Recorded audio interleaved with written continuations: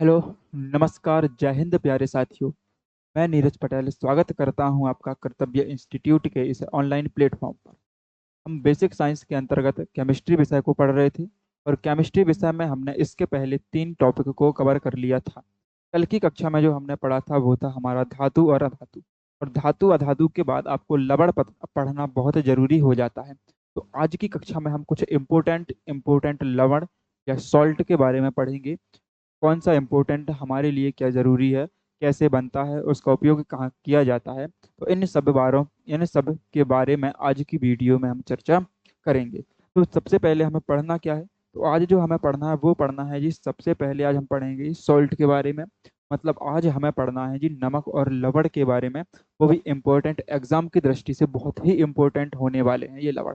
चलिए इसके बाद हम बात करते हैं कि जो हमारी इस क्लास की पीडीएफ मिलेगी, तो आपको क्लास में नोट्स बनाने की ज़रूरत है नहीं है। आप तो सीधा सा समझिए, इस क्लास की पीडीएफ आपको टेलीग्राम ग्रुप कर्तव्य इंस्टीट्यूट के आपको टेलीग्राम ग्रुप पे मिल जाएगी। ये हमारा टेलीग्राम ग्रुप का थोड़ा सा लोगो है और ये उसका स्कैनर है। यदि आप स्कैन करके करते हैं तो यहाँ पे आपको इस पूरी क्लास की वीडियो में आपका पूरी क्लास की जो है पीडीएफ आपको वहाँ पर मिल जाइए। इसके बाद हम करते हैं कौन से बैच हम पढ़ रहे हैं। तो ये है जी हमारा साइंस का बेसिक साइंस का बैच। हम ये बैच एग्ज़ाम 2024 से हालांकि होने वाला है। इसके बाद 25 में जो एग्ज़ाम रेलवे के होने हैं, एसएससी के जो एग्ज़ाम होने हैं, और जिस जिस एग्ज़ाम में आपकी साइंस पूछी जाती है, तो उन सब एग्ज़ामों को कवर करते हुए, देखते हुए हम एक बेसिक सीरीज लेकर चल रहे हैं। अभी इसमें हम केवल chapter wise, topic wise question, या आप कहें तो थ्योरी क्लास करवा रहे होंगे। और जैसे ही हमारी थ्योरी क्लास खत्म हो जाती है, तो इसके बाद हम जो है अपना क्वेश्चन उठा के लेके आएंगे, प्रैक्टिस सेट, और क्वेश्चन आपको प्रीवियस ईयर के क्वेश्चन भी करवाए जाएंगे। तो आप इस बैच से जुड़ना ना भूलें, क्योंकि ये बैच हमारा आपको कहीं ना कहीं एग्जाम में साइंस के विषय में बूस्टअप करने का काम कर रहा होगा। इसके आपको कर्तव्य इंस्टीट्यूट के यूट्यूब चैनल पर आपको प्लेलिस्ट मिल जाएगी। तो प्रत्येक वीडियो आप प्लेलिस्ट में जाके और प्लेलिस्ट को पूरा फॉलो करते हुए आगे पढ़ाई कर रहे होंगे। चलिए बात हम करते हैं आज हमारे सबसे पहले जो पढ़ना है सॉल्ट के बारे में। तो सॉल्ट के बारे में हमें जानना कौन कौन से सॉल्ट के बारे में है। तो आज हम इम्पोर्टेंट 6 लवणों के बारे में पढ़ेंगे। इम्पोर्टेंट 6 लवण के बारे में पढ़ेंगे। तो 6 लवण है कौन कौन से। तो 6 लवणों में हम जो पढ़ेंगे वो पढ़ेंगे NaCl। NaCl मतलब सोडियम क्लोराइड, नमक के बारे में पढ़ रहे होंगे। उसके बाद हम ब्लीचिंग पाउडर, मतलब आपके खाने का ब्लीचिंग पाउडर जो होता है सफाई वाला, उसकी बात करेंगे। उसके बाद तीसरे नंबर पर हम पढ़ रहे होंगे बेकिंग सोडा को। बेकिंग सोडा के बाद जी हम पढ़ेंगे वॉशिंग पाउडर, या वॉशिंग सोडा बोल देते हैं, उसे पढ़ेंगे। इसके बाद हम जिप्सम पढ़ेंगे, और जिप्सम के बाद हम प्लास्टर ऑफ पेरिस को पढ़ रहे होंगे। तो ये आज के हमारे क्लास के जो है की पॉइंट रहेंगे। इनके बारे में आज हम लोग यहाँ पे जानेंगे। चलिए बात करते हैं हम सोडियम क्लोराइड की। हमें पढ़ना है जी सबसे पहले सोडियम क्लोराइड के बारे में। तो सोडियम क्लोराइड का जी जो रासायनिक नाम होता है, रासायनिक नाम तो इसका होता है सोडियम क्लोराइड ही होता है रासायनिक नाम। इसको हम दूसरे अन्य नामों से जानते हैं। तो अन्य जो नाम होते हैं उसको हम जी कॉमन सॉल्ट कहते हैं। तो कॉमन सॉल्ट के नाम से जानते हैं, टेबल सॉल्ट के नाम से जानते हैं, और इसी को जी हम नमक कहते हैं। जो खाने वाला नमक होता है वो भी हम सोडियम क्लोराइड को ही कहते हैं। सोडियम क्लोराइड का फॉर्मूला होता है NaCl। सोडियम क्लोराइड का जो सूत्र होता है वो NaCl होता है। अगर इसके हम निर्माण की बात करते हैं, तो सोडियम क्लोराइड का निर्माण एक तो समुद्री पानी से बाष्पीकरण के द्वारा, निष्कासन विधि के द्वारा हमें मिलता है। सर ये निष्कासन विधि क्या होता है। तो निष्कासन विधि का मतलब होता है सीधा सा, हम भाप को बना के पानी को उड़ा देंगे और उसके बाद जो बचेगा वो हमारे पास जी सॉल्ट होगा, नमक होगा। तो जो समुद्री पानी होता है, मान लो आपको यहाँ पे एक टब बना देते हैं, और इस टब में मान लो समुद्री पानी रखा है। ठीक है जी, इसमें समुद्री पानी रखा है, और इस समुद्री पानी को हम नीचे से जब गर्म करते हैं, जब नीचे से हम इसे गर्म करते हैं, तो गर्म करने पर क्या होता है कि इसकी भाप बन के उड़ जाती है। जो पानी पानी होता है उसकी भाप बन जाती है, और जो नमक होता है तो उसको हम यहाँ से अलग कर लेते हैं। तो ये होता है निष्कासन विधि। और दूसरा अगर हमें विधि चाहिए तो सोडियम हाइड्रोक्साइड। जो सोडियम हाइड्रोक्साइड आपका क्षार है, और सोडियम क्लोराइड अम्ल जो है, सोडियम हाइड्रोक्साइड क्षार, और सोडियम आपका जो हाइड्रोक्लोरिक अम्ल है, ये एक क्षार और एक अम्ल आपस में क्रिया करके जी बनाते हैं सोडियम क्लोराइड। ये कैसे, तो हम ले रहे हैं सोडियम हाइड्रोक्साइड क्षार जी NaOH। सोडियम हाइड्रोक्साइड के क्रिया जैसे हम HCl अम्ल के साथ करवाते हैं, जैसे हम किसी क्षार की क्रिया किसी अम्ल के साथ करवाते हैं तो वहां पे जी हमें लवण और पानी मिलता है। तो लवण के रूप में मिलता है हमें सोडियम क्लोराइड और साथ में मिलता है H2O मतलब वाटर। किसी भी हम क्षार की क्रिया किसी भी अम्ल के साथ करवा दें तो जब अम्ल की क्रिया क्षार के साथ करवाते हैं तो हमें लवण और साथ में पानी मिलता है। तो यहाँ पे हमने एक अम्ल और एक लवण की क्रिया करवाई क्षार के साथ में, तो उससे मिला हमें NaCl सोडियम क्लोराइड। ये हमारी प्रयोगशाला विधि होती है जी। बात करते हैं इसकी प्रॉपर्टीज की, इसके गुण की, कि भाई ये होता कैसा है, सोडियम क्लोराइड आखिरकार होता कैसा है। तो आप लोग भी देखते होंगे ये सफेद क्रिस्टलीय ठोस होता है। ये क्रिस्टल का मतलब जैसे आपके शक्कर के दाने होते हैं, क्रिस्टल का मतलब होता है दानेदार। हाँ, छोटे छोटे से उसके अंदर दाने पाए जाते हैं। जो सोडियम क्लोराइड होता है, आप लोग भी अपने घर में देखते होंगे कि जो नमक होता है, नमक में छोटे छोटे सफेद कलर के चमकीले दाने होते हैं, शाइनी दाने होते हैं जी सफेद कलर के। तो सोडियम जो आपका सोडियम क्लोराइड है जी, ये सफेद क्रिस्टलीय ठोस होता है, छोटे छोटे दाने के रूप में होता है। ये पानी में आराम से घुल जाता है, हम इसे पानी में घोल सकते हैं। आप लोग भी नमक को पानी में घोल देते हैं और नमक आपका सोडियम क्लोराइड होता है, तो ये पानी में आराम से घुल जाता है। बात करते हैं उदासीन लवण है जिसका लिटमस पेपर पर कोई प्रभाव नहीं होता है। जी आपसे पूछा जाए कि जो आपका नमक का विलयन है, नमक के विलयन में यदि हम लिटमस पेपर को डालें तो कौन सा रंग प्राप्त होगा। नमक के विलयन में यदि हम लिटमस पेपर को डाल रहे हैं तो कौन सा रंग प्राप्त होगा। तो आप कहोगे जी कोई रंग प्राप्त नहीं होगा, क्योंकि ये कोई रंग देता ही नहीं है, लिटमस पेपर के साथ कोई भी क्रिया नहीं करता है। इसलिए ये क्या करता है, उदासीन लवण है जो लिटमस पेपर के साथ कोई भी क्रिया नहीं करेगा। आए समझ में जी। बात करते हैं इसके उपयोगों की। उपयोग इसका कहाँ होता है, सड़कें डी आइसिंग करने में, सड़कों का डी आइसिंग करने में। ये डी आइसिंग क्या होता है, डी आइसिंग मैं आपको बता दूं, जैसे जो ठंडे प्रदेश होते हैं, जैसे अपने भारत में कश्मीर चले जाओ, हिमाचल प्रदेश चले जाओ, तो जो ठंडे प्रदेश होते हैं तो वहां पे क्या होता है कि बर्फ गिरती है, अत्यधिक बर्फ गिरती है। जैसे ठंडी का सीजन चल रहा है तो वहां पे बर्फ गिरती है। तो बर्फ इतनी ज्यादा गिरती है कि वहां की जो सड़कें होती हैं तो सड़कों के ऊपर पूरी बर्फ बर्फ हो जाती है, सड़क मिलती नहीं है। तो फिर वाहन चलाने में जी दिक्कत होती है, वाहन चलाने में प्रॉब्लम होती है। तो नमक क्या करता है कि जो बर्फ होती है, तो जो पानी जो बर्फ बनता है ना, जो पानी जमता है, तो उसकी जो जमने की क्षमता होता है उसको कम कर देता है। क्या होता है, ये हिमांक में कमी कर देता है। नमक जो है हिमांक में कमी कर देता है। यदि आपको ये देखना तो आप क्या कर सकते हैं, आप जो है पानी ले लीजिए, पानी में नमक घोल के रख दीजिए और उसे फ्रिज के अंदर रख दीजिए, और एक जगह आप उसी फ्रिज में दूसरी साइड साधारण पानी रख दीजिए। तो आप देखेंगे कि जो साधारण पानी होगा वो जल्दी जम जाएगा और जो नमक वाला पानी होगा वो थोड़ा देर से जमेगा। तो नमक क्या करता है कि किसी भी पदार्थ का या पानी का हिमांक कम कर देता है। मान लो आपका जो पानी बर्फ में बदलता है तो वो बदलता है जी 0 डिग्री सेल्सियस टेम्परेचर पर पानी बर्फ बन जाता है। लेकिन यदि आप नमक मिला देते हैं तो नमक में हो सकता है आपको -5 डिग्री जाना हो, -3 डिग्री टेम्परेचर चाहिए हो। तो इतने हिमांक में ये कमी कर सकता है। इसीलिए क्या होता है कि ठंडे प्रदेशों में पानी की जगह रोडों पर हम नमक को बिछा देते हैं। जैसे नमक बिछाते हैं ऊपर से पानी गिरता है तो वहां पर बर्फ नहीं बन पाता, पानी पानी रहता है।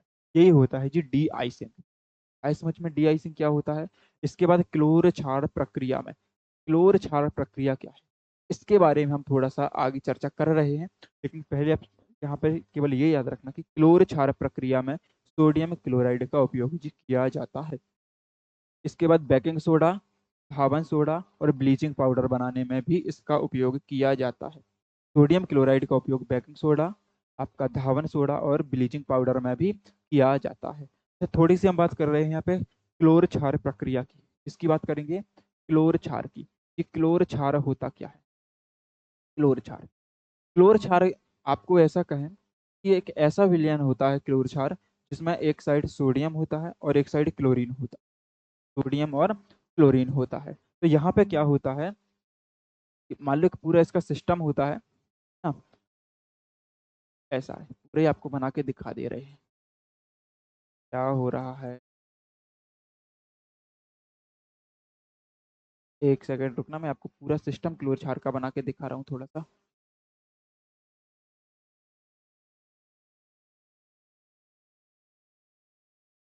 ऐसा कुछ एक सिस्टम होता है, ठीक है ना। इसके अंदर दो इलेक्ट्रोड लगे होते हैं, ऐसे ऐसे दो इलेक्ट्रोड लगे होते हैं। और इसमें क्या होता है, इसके अंदर हम NaCl को रख देते हैं। इसके अंदर किसको रखते हैं, तो इसके अंदर हम NaCl को रख देते हैं। NaCl रखने के बाद हम इन इलेक्ट्रोडों के द्वारा विद्युत धारा प्रवाहित करते हैं। और जब विद्युत धारा प्रवाहित करते हैं, एक साइड से हम इसमें जल को प्रवाहित करते हैं। एक साइड से किसको प्रवाहित करते हैं, तो एक साइड से हम जल प्रवाहित करते हैं और एक साइड से इसमें विद्युत धारा लगाते हैं।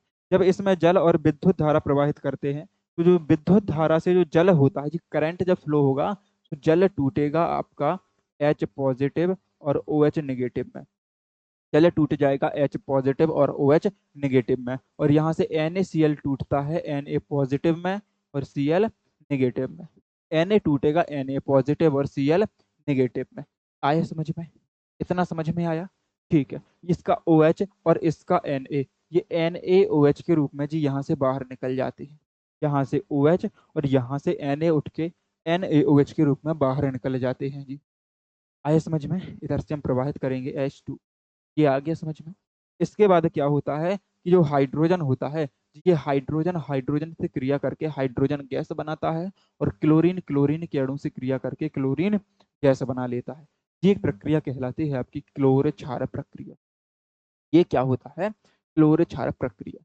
इसमें होता यही है कि NaCl Na पॉजिटिव और Cl नेगेटिव में टूटता है। H2O OH नेगेटिव और H पॉजिटिव में टूटता है। OH नेगेटिव और Na पॉजिटिव मिलके NaCl का Na जो OH क्षार का निर्माण करते हैं। हाइड्रोजन हाइड्रोजन के अणु मिलके हाइड्रोजन गैस बनाते हैं। क्लोरीन क्लोरीन के अणु मिलके क्लोरीन गैस बनाते हैं। इस पूरी प्रक्रिया को हम बोलते हैं क्लोर क्षार प्रक्रिया। आ गया जी समझ में, ये प्रक्रिया आपकी कहलाती है क्लोर क्षार प्रक्रिया। आया जी समझ में आपको, आ गया।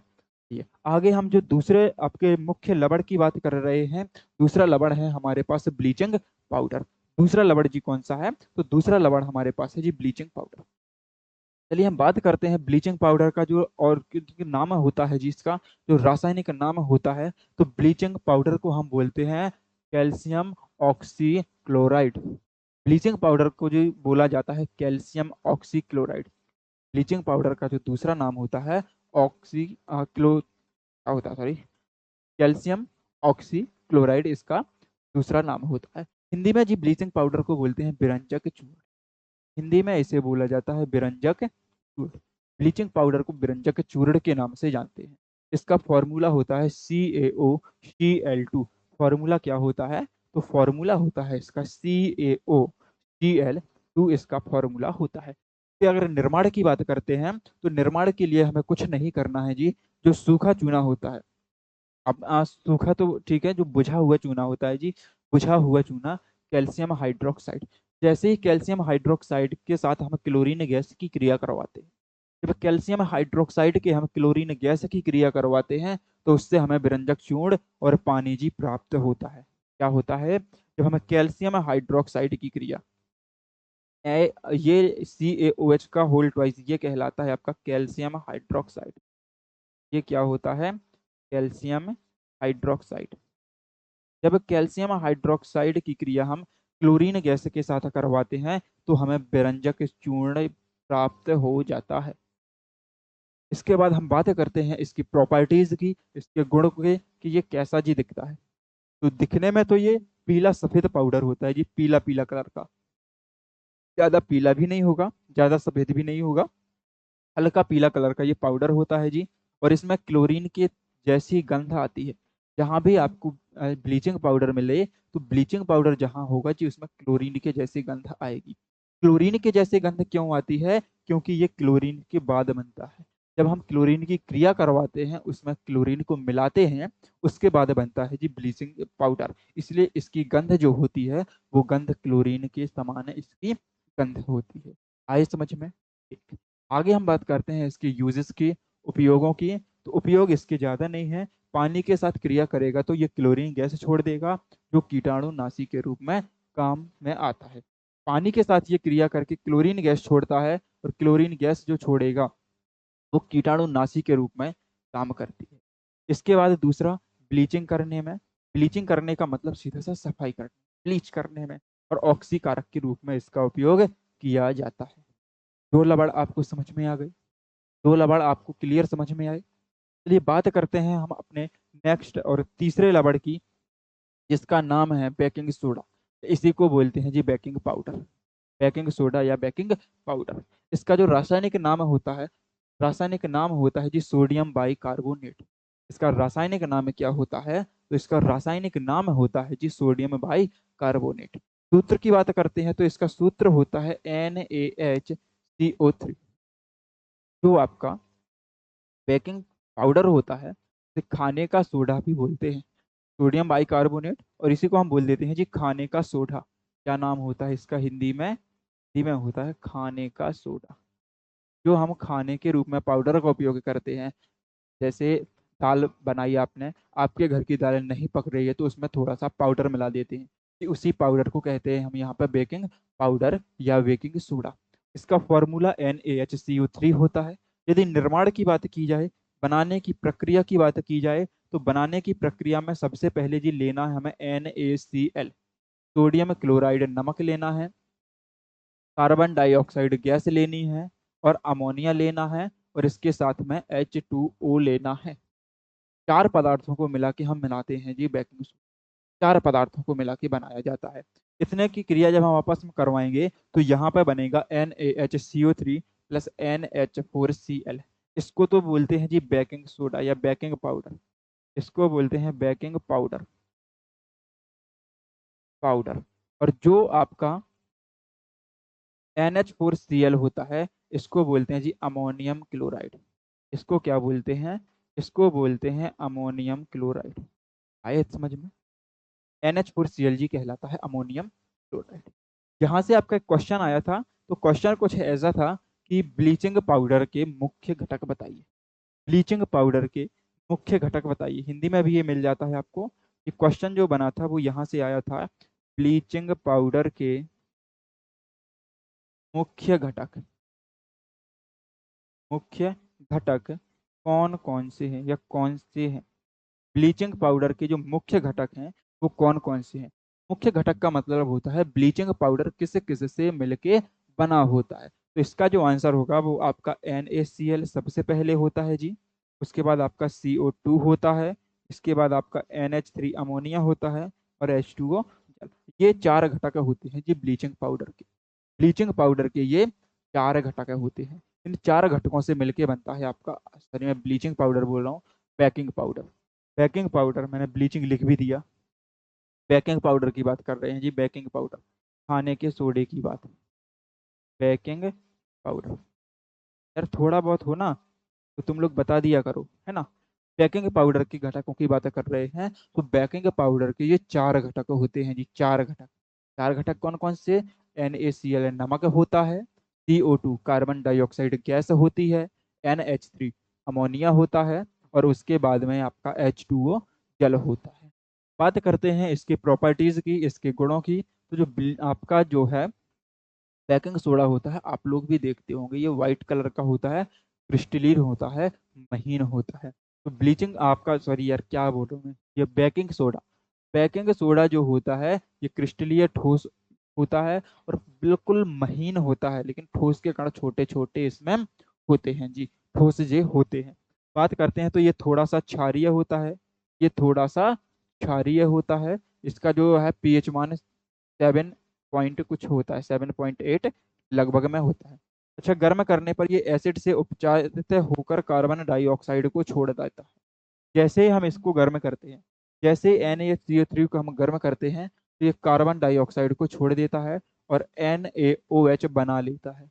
जैसे ही गर्म करते हैं तो गर्म करने के बाद CO2 प्लस NaOH हमें प्राप्त हो जाता है। बात करते हैं इसके उपयोग की। तो उपयोग इसके देखे जाएं तो बेकिंग में फुलाने वाले एजेंट के रूप में इसका काम किया जाता है। फुलाने वाले एजेंट, जैसे आप लोग केक खाते हो, तो केक को फुलाते हैं ना, उसकी मैदे के साथ इसे मिला के रख दिया जाता है, जो भी है ब्रेड वगैरह, तो ब्रेड में होता है। ब्रेड के साथ पाव भाजी की जो पाव होती है उसमें इसका उपयोग फुलाने के लिए किया जाता है। कोई भी खाद्य पदार्थ हो जिसे हमें फुलाना हो, रोटी तो खैर नहीं फुलाते, कोई भी खाद्य पदार्थ हो जिसे हमें फुलाना हो, तो फुलाने के रूप में हमें बेकिंग पाउडर का उपयोग करते हैं। आप लोगों ने देखे होंगे कि जो ब्रेड होता है, ब्रेड में छोटे छोटे छोटे करके दाने हैं, छिद्र टाइप के पाए जाते हैं नहीं पाए जाते। तो वो इस कारण होते हैं कि इसमें जो है ब्लीचिंग आपका सॉरी है बेकिंग सोडा मिलाया जाता है। और बेकिंग सोडा को जैसे ही हम गर्म करते हैं तो वो कार्बन डाइऑक्साइड को रिलीज करता है। और ब्रेड जो होती है सो उसके अंदर से जब कार्बन डाइऑक्साइड निकलेगी तो वहां पे छिद्र पाए जाएंगे। आया समझ में। बात करते हैं दूसरे उपयोग की, तो ये अम्लीयता से राहत देने के लिए एंटासिड के रूप में उपयोग किया जाता है। अम्लीयता से राहत देने की मतलब जैसे ही आपके पेट में ज़्यादा एसिडिटी हुई तो थोड़ा सा बेकिंग पाउडर खा के सही हो सकते हैं। अम्लीयता को दूर करने के लिए इसका उपयोग एंटासिड के रूप में किया जाता है। अम्लीयता को दूर करने के लिए एंटासिड के रूप में इसका उपयोग किया जाता है। आग बुझाने वाले यंत्रों में उपयोग किया जाता है। आग बुझाने वाले यंत्रों में भी इसका उपयोग किया जाता है। आग बुझाने वाले यंत्रों में उपयोग होता है कि हम ब्लीचिंग पाउडर को रख देते हैं, अंदर पदार्थ होता है, उसके जैसे ही हम हुक निकालते हैं तो वो मिलके गर्म होता है और गर्म होने के बाद CO2 गैस को रिलीज करता है। आइए ये चीज समझ में। बेकिंग पाउडर आपको समझ में आ गया। बात करते हैं हम अपने अगले सॉल्ट की, जिसे बोलते हैं जी वॉशिंग पाउडर। आपने ऐड भी सुना होगा वॉशिंग पाउडर निरमा। तो वो वॉशिंग पाउडर का जो रासायनिक नाम होता है जी वो होता है सोडियम कार्बोनेट। वॉशिंग पाउडर का रासायनिक नाम होता है सोडियम कार्बोनेट। सोडियम कार्बोनेट, और इसको हिंदी में जी बोला जाता है कपड़े धोने का सोडा या धोने का सोडा भी बोलते हैं। कपड़े धोने का सोडा, हिंदी में बोला जाता है इसे कपड़े धोने का सोडा। बात करते हैं इसके फॉर्मूले की, तो फॉर्मूला होता है Na2CO3 इंटू 10H2O। सूत्र क्या होता है, तो Na2CO3 इंटू 10H2O, ये इसका फॉर्मूला होता है। अगर हम बनाने की विधि देखें तो बनाने की विधि क्या होता है, हमें लेना है बेकिंग सोडा। बनाने की विधि में हमें क्या करना है, बेकिंग सोडा लेना है। जैसे हम बेकिंग सोडे को गर्म करेंगे, आपका जो बेकिंग सोडा होता है, खाने वाला सोडा होता है, पाउडर होता है, उसे जब हम गर्म करते हैं तो वहां पे मिलता है हमें जी Na2CO3। उसे गर्म करने के बाद Na2CO3 प्राप्त होता है। उसके साथ में कार्बन डाइऑक्साइड निकलती है और साथ में पानी बनता है। जो आपका Na2CO3 मिला, जो Na2CO3 प्लस H2O मिला, इसमें हम और पानी मिला के और पानी मिला देते हैं। और जब और पानी मिलाते हैं तो पानी मिलाने के बाद ये प्राप्त हो जाता है हमें क्या, वॉशिंग पाउडर। पानी मिलाएंगे इसमें जब, तो पानी मिलाने के बाद हमें प्राप्त हो जाएगा वॉशिंग पाउडर। इसके निर्माण की विधि आई समझ में आपको। इसके जो निर्माण की विधि है ये समझ में आ गई है कि नहीं आ गई। ये निर्माण की विधि होती है। कि प्रॉपर्टीज की अगर बात करते हैं इसके गुणों के बारे में, तो ये भी सफेद कलर का होता है। सबसे पहले वॉशिंग पाउडर निर्मा का जो प्रचार आता है घड़ी का, सबसे पहले आपने देखा होगा वो सफेद कलर का था। ये कैसा होता है जी, सफेद कलर का होता है, क्रिस्टलीय ठोस होता है। क्रिस्टलीय ठोस होता है और स्ट्रॉन्ग एल्कलाइन नेचर का होता है। एल्कलाइन मतलब क्षारीय नेचर का होता है जी। प्रबल क्षारीय, स्ट्रॉन्ग, प्रबल क्षारीय, क्षारीय नहीं प्रबल क्षारीय होता है जी, प्रबल क्षारीय होता है। ये प्रबल क्षारीय होता है। बात करते हैं इसके उपयोग की, तो इसका उपयोग एक तो कपड़े धोने में होता है, किसी भी पदार्थ को धोने में होता है। उसके अलावा कांच, साबुन, कागज आदि उद्योगों में किया जाता है। इंडस्ट्रियल एरियाज में भी इसका बहुत ज़्यादा उपयोग है। जैसे हमें कागज बनाना है, पेपर बनाना है, तो यदि पेपर कागज हमें जो साफ बनाना है, बिल्कुल व्हाइट कलर का बनाना है, तो उसके दाग के धब्बों को हटाने के लिए हम इसका उपयोग करते हैं।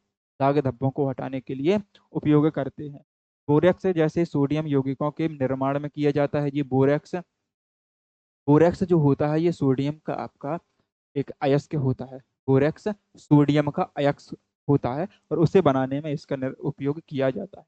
इसके बाद घरेलू सफाई की एजेंट के रूप में होता है और स्थायी जल कठोरता को दूर करने में किया जाता है। स्थायी जल कठोरता, तो कठोरता पानी की आपकी दो प्रकार की होती है।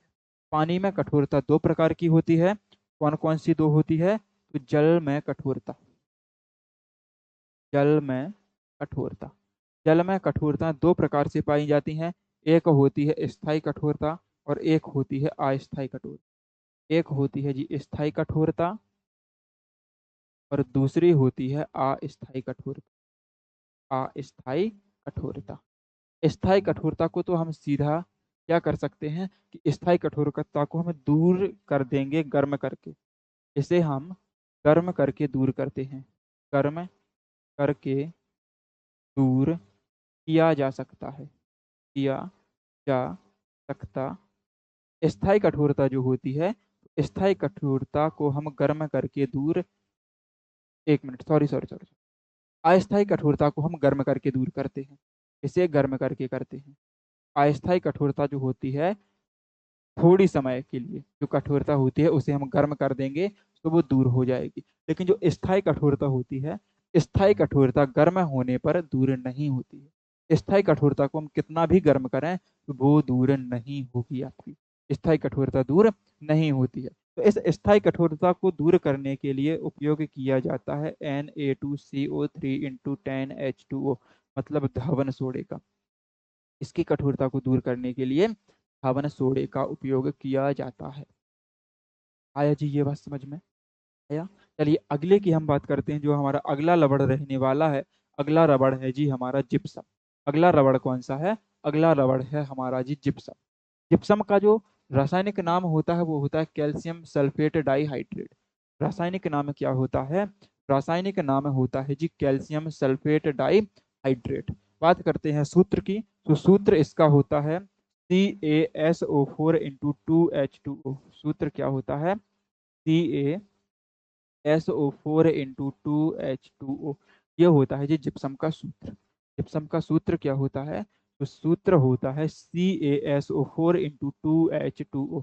जिप्सम का फॉर्मूला होता है। बात करते हैं इसकी बनाने की जो विधि होती है, निर्माण विधि होती है, तो ये हमें प्रकृति से प्राप्त होने वाला एक खनिज होता है। जिप्सम हमें प्रकृति से प्राप्त होता है, क्योंकि यहाँ देख रहे हो आप CaSO, कैल्शियम आपका प्रकृति से प्राप्त होने वाला है। तो जिप्सम हमें प्रकृति से मतलब नेचर से प्राप्त होता है हमें जी, नेचर से।